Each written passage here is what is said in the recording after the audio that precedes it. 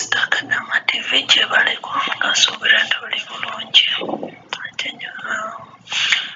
kansuubira nti oli bulungi kyenjagala kwogerako oba kuwaayo ku advice yange nga nze kyensobola ku sisita wange agamba nti weyafunye wabi mukwano Sitakanama TV nze kyensobola mugamba nga ye asooka agumiikirize kuba engeri gy'agambye nti yakamalayo wiiki 3 so agumiikirize amalirize omwezi gumu oba 2 oba 3 alabe embeera nga bweri abantu nze Sitakanama TV kyensobola kugamba nti amaka ago newankubadde nga baavu oba yasula bubi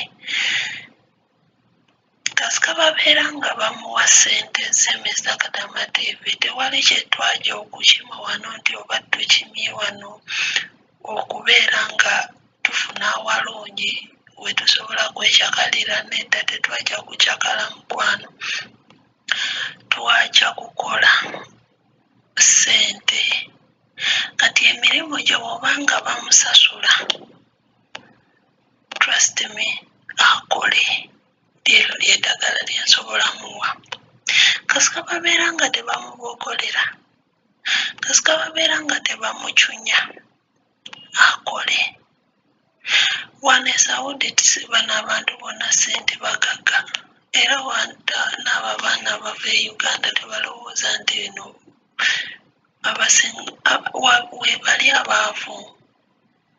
webali abaavu so nze kyensobola mugamba asooka agumiikirize alabe ensasula y'abo abantu eri etya obanga yajja n'engoye ng'agamba asula wabi atoole obugoyegoye apange ajjukire oli wali omuwala mmanyi ali nnyo ku Kadama TV naye ffe abawuliriza ddaada nze era nze ebintu ebisinga bunnyumisa Kadama TV nze nayigira mu Kadama TV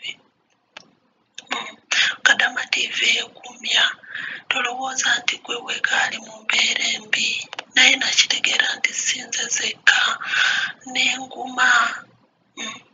nengumira ddala neŋŋamba nti najja ku missoni Sitakanama TV abaana abasinga bungi babonaabona naye ng'osirika n'ogamba nti leka nsirike I'm in the mission I'm not going to stay here kumaliriza ddala ebbanga eddene eriwanvu nedda omanye nti ojja kumaliza emyaka 2 waliyo omuwala eyakola ka vidiyo ka audio nagamba banange nze bukyanga nzije wano nze tewali lugoye lwe bangulira n'akafaliso kennyini tewali we yali asula naye yagenda ku street awo we basuula mu kasasiro we yalonda engoye nga byayambala naye ne mukama we n'atambuuza n'okumubuuza onaku za winta yeebo tebamanya naye nga mukazi wattu yagenda mu kasasiro we yalonda engoye ez'okukola ki ez'okwambala so abaana abasinga bungi bw'obanga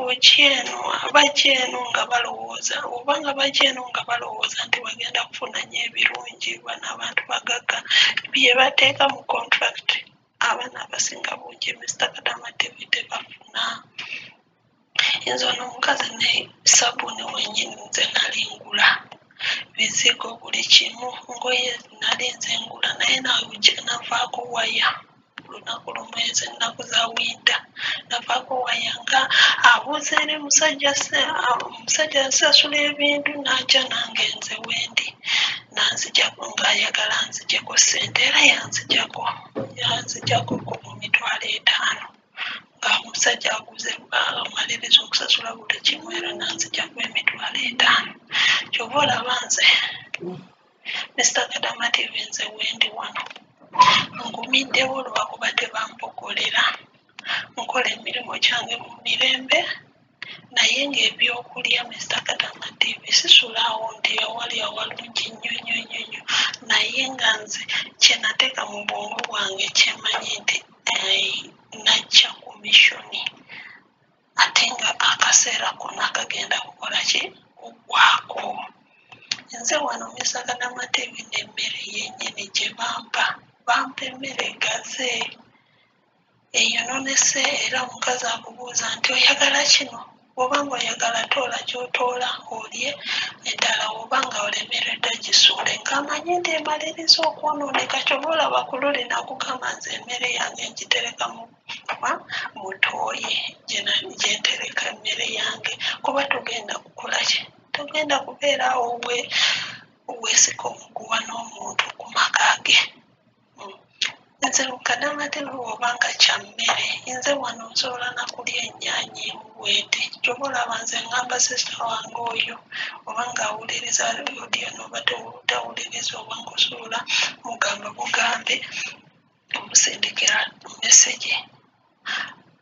Nze Mr. Kadamatebi leka nkubulire, nze wano nfuna na just kyenfunamu ennyaanya emu, nenteekako omunnyo basitaddeemu, nendya nenywerako amazzi kikopo kimu. Mr. Kadamatebi neneebaka. Naye ekisinga obungi nti kyenateeka mu bwongo bwange ekitagenda kuvaako paka olunaku lwemaliriza contract yange nti nakya komishoni, ate nga erina okugwako ndyoke nkole ki, ndyoke nzireyo waka, oba mu bubi oba mu bulungi.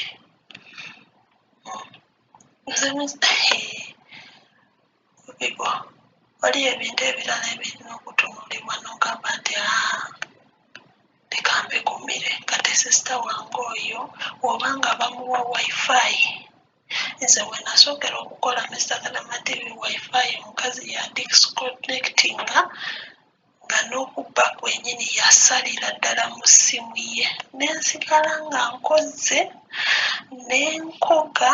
Mr. Kadamatebi nange kennyini nga ndabira ddala nga ngenda, ng'omubiri gugenda, naye nga naguma Mr. Kadamatebi can you imagine mu mbeera eyo yenayena nenguma for 7 months ng'era nnyingidde ey'omunaana, paka we nagamba nti nedda, newankubadde nga munsasula ssente zange era nga baali bansasula nga n'ennaku tezinaba kuggwaako, kuba najja kujja kugundi ku 1st January, naye trust me Mr. Kadamatebi nga 27 nze ssente zange baali bamaliriza okumpa, ate nga yanyongera n'okunyongera $10,000, kuba nali nina okufuna 9, naye nanyongera $10,000 ndi bulungi.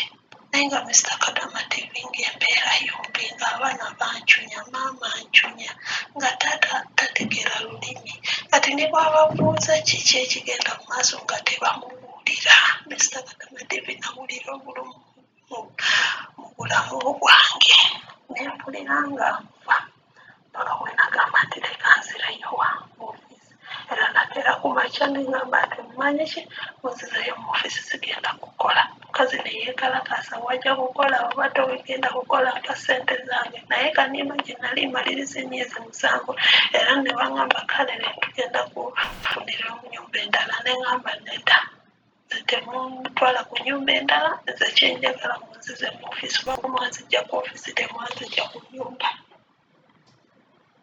Temwanzijja ku nnyumba, ennyumba yonna mwanzijja ku ofiisi. Era nze saasinze kuwasaayo mbasaakola ki, ekigambo kye naavaamu ekyo kyokka nti munzize mu ofiisi kyokka. Ne batandika okwebuuza abadde ki, esente okuba omukazi yamala n'asalako ssente $10,000 for 1 man, n'asalako. N'omukazi n'atandika okwebuuza oba ssente ze namusazeeko. Omusajja n'atandika okwekalakaasa, muwe ssente, muwe zonna muwe buli kimu kyayagala, ng'omusajja kale ayagala mbeere, kubanga nali mpisa abaana be bulungi, naye ng'abaana bennyini n'abaana empisa embi nabo bennyini, ne taata yali amanya abaana balina empisa embi, naye nga maama akwatagana n'abaana. Kanimagine abaana emyaka 8 n'emyaka 10. Mr. Kadamatebi abo abaana babi bw'oba ng'ogudde ku famire nga wali abaana ng'abo oba okaguddemu. owulira ng'oyagala bakuzeeyo ne Uganda just mu nnaku 2. Musagala TV nekigumira for 7 months nga ngenda kuyingira 8 nevaayo. Naye wano ekizibu ekiri wano tebambogolera nnyo era naye kenyini namugamba nze saagala kumbogolera ngambe ekintu nja kutegeera wombogolera nze mba sijja kutegeera. Mr. Kadama TV mu kiro ekiyumba trust me nze eddalu lyali ligenda kunkwata stress yali egenda kunkwata gundi eddalu lyali ligenda kunkwata nga ngenda kufa. Ky'olaba abaana abasinga bungi baafuna eddalu ne bagamba nti oba beekoza. Mr. Kadama TV nze stress yonna kiyitamu mmanyi nga kyo kituufu stress ereeta eddalu. Stress ekuleetera ddalu era nze singa teyali kusaba n'okubuuza nga Katonda kyendina okuzzaako n'okukola Mr. Kadama TV nali ngenda kufiira mu kiyumba naye nga bo bennyini bakiraba nga bampisa bulungi naye nga Mr. Kadama TV ng'embeera yombi.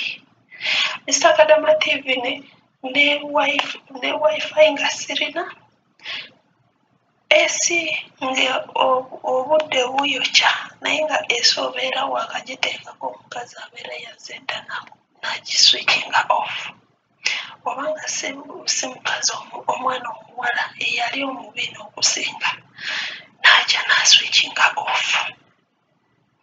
Obeera wakateekako essimu omwana omuwala ajja n'akugamba nti amasannyalaze gali expensive nnyo tokyaginga nnyo ssimu maama naye bw'atyo togamba bannange ky'oba olaba nkugamba nti sisita wange oyo asooka agumiikirize alabe basasula oba nedda obanga basasula akuuma akole kuba wano tewali biyumba birungi nnyo osobola kugwa ku kiringa osobola kuvaayo eri nga baali bakuyisa bulungi nga newankubadde nga baavu naye nga bakuyisa bulungi nga bakusasula osanga nti ekyakuyamba kuba twajja kunoonya ssente tetwajja kubeera bulungi eno twajja kunoonya ssente ebyawako oba obadde osula bulungi sooka obyerabire obizze emabega ojjukira okukola ki nti najja kukola ssente kuba abaana bangi Mr. Kadama TV bakaaba naye jasi lwakuba basirika tusirika kuba abaana bamanyi ekyabaleeta naye wali abo n'abo Mr. Kadama TV nga bali eyo kunda mu ddungu nga bali mu ndiga nga bali mu nkoko nga n'oluusi ne wifi nga tekuli naye ng'omwana agumye nagamba leka nkole kuba najja kukola ssente ate ne mu ofiisi bw'obanga wakatuuka leero enkya nti oddayo nti ogamba abo abantu bakuzeemu ofiisi trust me tebasobola kuyamba singa abadde amaliriza something like 2 months 3 months oba 1 month ekyo kyandibadde kirungi bandiwuliriza ensonga ye naye naawo edda asooka agumiikiriza akola ekyoka kyensobola mugamba yeeyo yeddagala lyokka obanga embeera ekalubye nga tebamusasula alyoka agambe nti nedda stoping okukola agambe munzizeeyo mu ofiisi mumpe ssente zange munzizeeyo mu ofiisi